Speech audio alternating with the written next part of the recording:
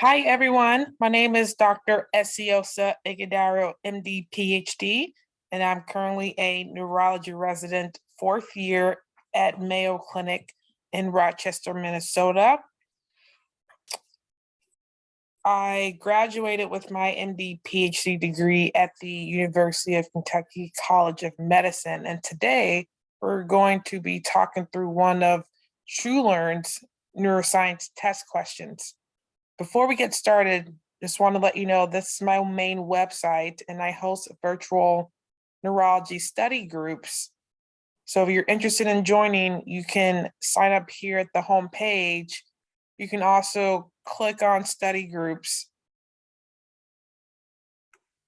Scroll down here, click on virtual neurology study group where you can get more information about my neurology study groups, testimonies. You can view past recordings of our group sessions. You can see the calendar where you can actually just sign up here. We have an upcoming study group in September, so be sure to sign up, and these study groups are free. And also, if you haven't done so already, be sure to sign up on my YouTube channel, follow me on my YouTube channel so that you can review all the other previous study groups that I've taught with respect to neurology, testing strategies, and you will also see upcoming test banks, question explanations in the future, and you can go back and view recorded ones as well. So with that, we will get started with TrueLearn. So I'm going to type in here, TrueLearn. So be sure to review my other videos to give you kind of an explanation of TrueLearn's test bank. They are a test bank company that offer different test banks for your various exam needs. They offer a USMLE Step 1, and this is a sample question from their test bank. And we're going to go through it together so that you kind of get an idea of what the platform looks like with TrueLearn, the questions, answer options, and then explanations. And then in doing so, I'll also give you some testing strategies of how I like to go through questions. So let's get started. So here we have a 7-year-old boy. I always like to highlight the age. That's a very important fact. I have a 7-year-old boy who comes to the office for evaluation because of behavior issues in school and declining grades. So when you hear that prompt alone, what should pop in your mind is this ADHD? Is this a developmental delay? Could these be seizures? Why is this 7-year-old boy having behavior issues and declining grades? Teacher notes that he does not pay attention in class, at home, and his parents find him staring off into space. So when you hear the word staring off into space, you automatically want to think, could this be an absence seizure? Number one, could this be inattention? What's going on? They further qualify that he stares off into space for several seconds at a time. Again, this is concerning for an absence seizure. So within the first 2 sentences, you can kind of get an idea of what's going on before even looking at the question options and before reading the further sentences. So now I'm thinking this is less likely ADHD.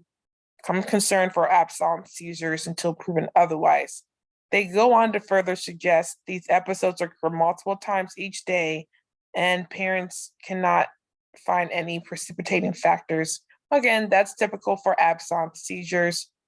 During these events, he does not respond despite parents calling him his name. So here is a really important fact, because in seizures, you want to tease out, is the person aware or unaware? Can they respond or not respond when they're having their clinical event? And in this case, the patient is unable to respond, supporting more toward absence seizure versus ADHD or some behavioral issue. And they further note here he has no other behavioral concerns. He gets good sleep. He has normal energy. So the fact that he has normal energy makes me point away from an ADHD. Those people tend to have more increased energy. He doesn't have any other medical problems, takes no medications. And here they mentioned that he has a cousin with attention deficit hyperactive disorder. So at times they will try and provide additional information that can make, that can maybe throw some individuals off, but we don't even need this family history because everything so far tells us that this is an absence seizure, not ADHD. So this here could be a distraction. During the exam, the patient responds to all questions. Neurological exam is normal. So now the question is, what is the mechanism of action for the drug that would help this patient's condition? And I strongly encourage everyone when they are taking a test, not only should you highlight important information in the STEM, but also really highlight what is the question that they're asking. Because at times, if you don't remember that, you can get tripped up in the answers. I always encourage my students to not look at the question answer until they have an idea of what's going on in the STEM. So even before looking at the question, we know I'm looking for an answer option that is talking about absence seizures. That's what I think is most likely. Now they're asking us what's the mechanism of action for the drug that could help the patient's condition. So we know this patient's condition is most likely absence seizures. So now you want to think through and think, okay, what do we typically give patients to treat their absence seizures? And what should come to mind is we give some kind of anti-seizure medication. In this case is etoxamide. And know that the mechanisms of action are very high yield on USMLE step 1. So if you remember, ethosuximide is a calcium channeled blocker. So now that we have our answer in our mind, now we go and we look at the answer options to see which one best fits. A talks about dopamine and norepinephrine, had nothing to do with anti-seizure medication, so you can cross that out. Chloride channeled opening, B and C, again, we know we're looking for calcium channel blockers, so we rule out B and C. D, that doesn't talk about calcium channels, so we cross that out. E, you see calcium channels, that could be an option. F and G do not talk anything about calcium channels, so you cross that out, you pick the right answer, and here in this case, we are correct. So let's say you were like, okay, I can't remember ethosuximide, that's fine.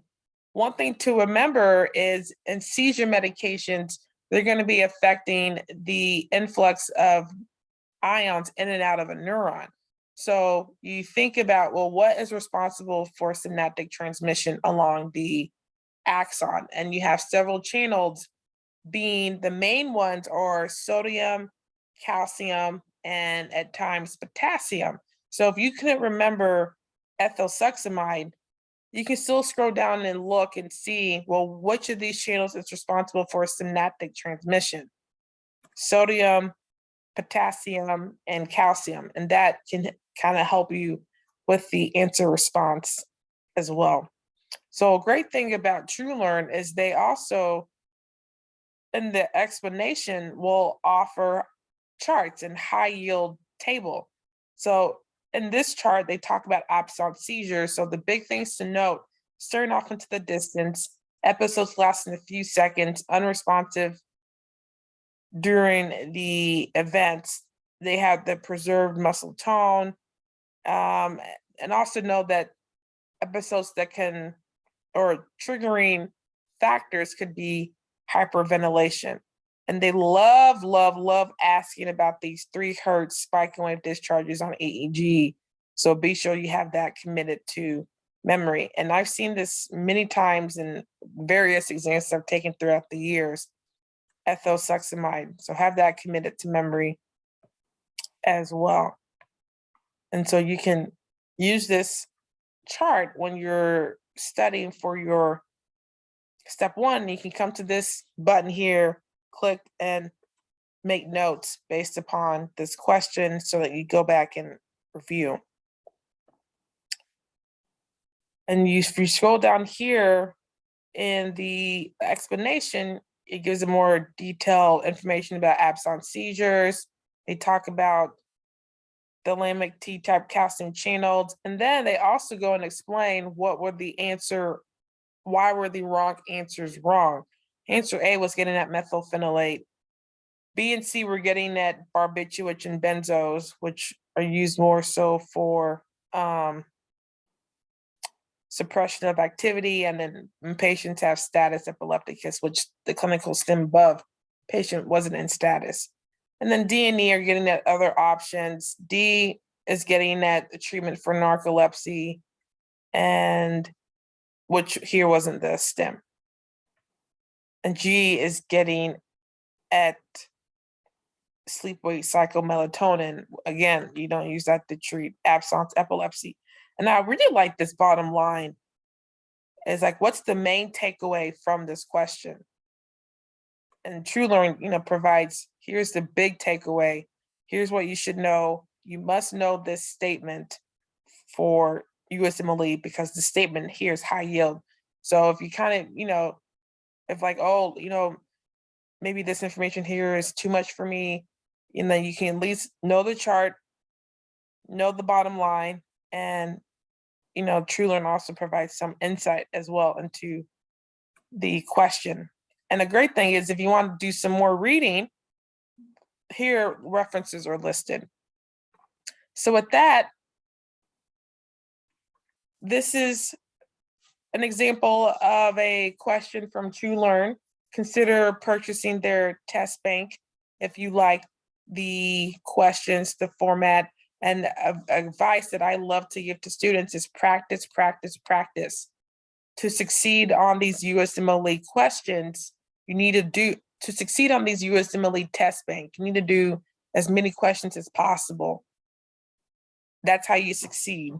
So I would recommend, getting TrueLearn, practicing with TrueLearn, and doing well on your USMLE step 1. Be sure to watch more videos, and if you have questions about what I've discussed about TrueLearn or about absence seizures, feel free to post your questions in the comment section and I will get back to you. Be sure to follow me on my YouTube channel so that you can listen to more of my upcoming videos, and I look forward to seeing you at the next video. Have a great day. Happy studying.